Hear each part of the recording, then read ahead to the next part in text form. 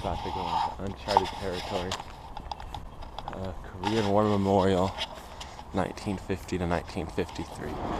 Okay, so I decided to go on a trip by myself in China. It's been a while since I did one of these videos. I've just been staying around. I didn't do anything for New Year. Well, this is my New Year's Day. It's the New Year. It's 2017, and this is what I expected when I came to China, right? A city like this. I decided to come here to Shenyang because they have this Korean War Memorial. The war to resist American aggression and aid Korea. And it is kind of smoggy today, but it's wintertime. What are you going to expect? I got my gloves.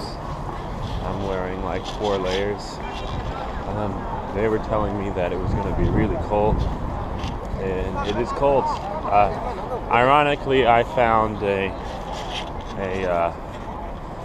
was going to say it was going to be in the 40s.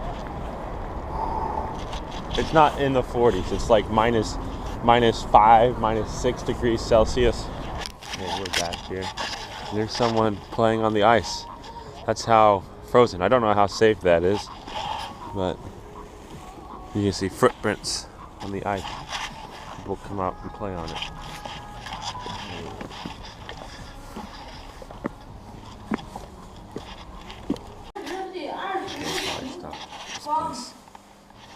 This is my lunch, I guess.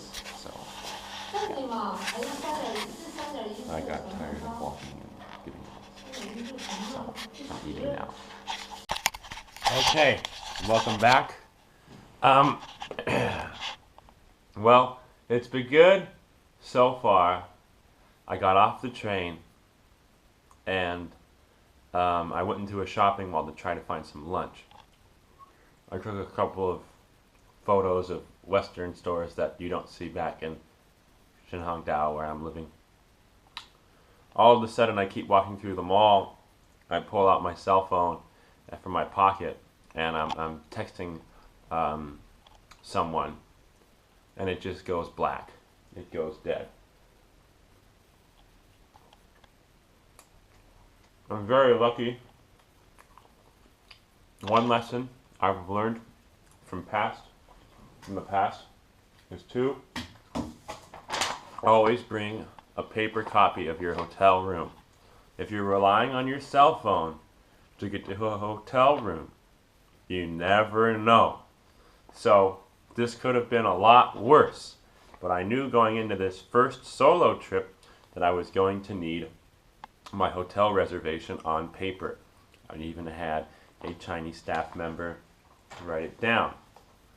I was going to use the Maps feature on my phone, but then I remembered, oh wait, it's Google Maps, and it doesn't work here in China, which is unfortunate. So, I know sort of where this memorial is supposed to be, by this Bailing Park or something like that. And it's going to be a mission for me to find this, basically. I have till today, tomorrow, till like 4 o'clock before I have to go to the train station and get 4:30-ish to go to the train station, make sure I don't want to be late, I don't want to be stuck here, so I'll get there within plenty of time. Just hanging around the train station, reading my book tomorrow. I am having a fun time. I'm glad I got to the hotel. That's good. Here's my room. Let's see. I booked. I looked at some reviews of the single queen size bed, and the room was like so small that you couldn't do much. So I went for a double full size bed because the room would be bigger. I hate being in cramped hotel rooms. And this is my view of Shenyang city. I don't really know how to. I don't think you can open this, but yeah. So I'm powerless. I do not have a cell phone right now. I'm gonna try to get it to work. If it doesn't work, I might as well just leave it in the hotel room and carry on with my business. Yeah. Okay, that's it. Okay, so behind me is the memorial. I was so close. I walked and I was just like, man, I think I'm getting lost. It's a shame that by a memorial there's like a smokestack. Just, it's a beautiful day. Why can't we have every day like this? Well, you know, we're about to go into uncharted territory. Korean War Memorial, 1950 to 19. 2 minutes with my gloves off. My hands are freezing. Wow. I'm going to spend like at least an hour or two here. My best friend Michael, his grandfather, fought in the Korean War, and that's one of the reasons why I wanted to come here. My grandfather didn't fight in the war, but he served stateside. So this is obviously the war from the Chinese perspective, on this Chinese side. You teach this in an American school, or whenever you forget that one of the biggest tragedies of the Korean War was the hundreds of thousands of Chinese soldiers that died in the war. They lacked technology or heavy firepower, and they didn't have air superiority in the war, and you know that made them meant that lots and lots of Chinese people died, and that's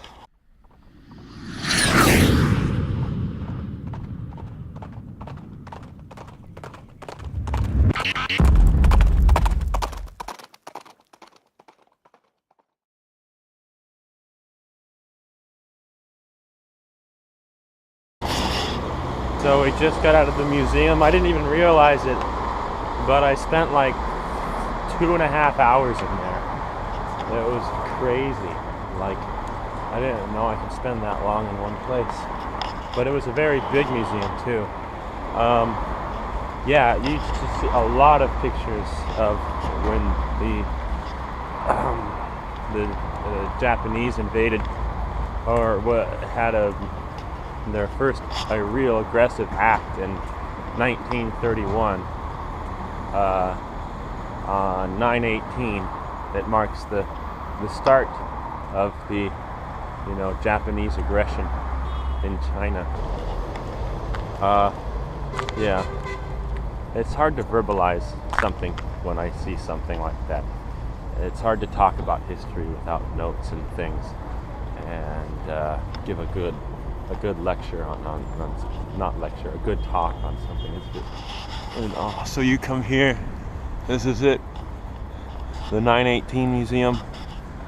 It is something, and I'm very tired. It's time to try to find a ride back to the train station or something like that.